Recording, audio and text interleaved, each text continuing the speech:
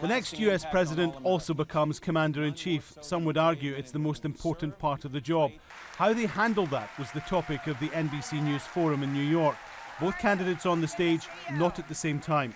First up, Democrat Hillary Clinton, who faced questions about her use of emails on a private server. Classified material has a header which says top secret, secret, confidential. Nothing, and I will repeat this, and this is verified in the report by the Department of Justice. None of the emails sent or received by me had such a header. Then there was the Iran nuclear deal. The former Secretary of State insisted the process she started made the world safer.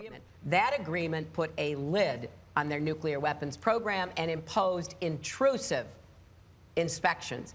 I have said we are going to enforce it to the letter. In what was a restricted format of just 30 minutes for each candidate, Donald Trump came next. He was asked how his business career prepared him to be commander-in-chief.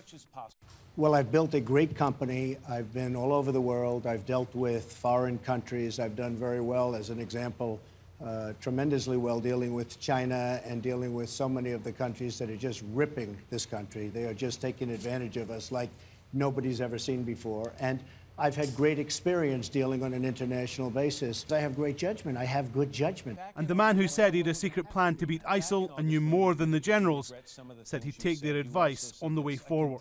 I have a plan, but I don't want it. Look, I have a very substantial chance of winning. Make America great again. We're going to make America great again. I have a substantial chance of winning. If I win, I don't want to broadcast to the enemy exactly what my plan is. And let me tell you, if I like maybe a combination of my plan and the general's plan, or the general's plan, if I like their plan, Matt, I'm not going to call you up and say, Matt, we have a great plan. This is what Obama does. The forum didn't allow either candidate to really go into detail. It tried to cover a lot of ground in a short space of time. What will be more instructive is when the two candidates meet face to face in the first presidential debate.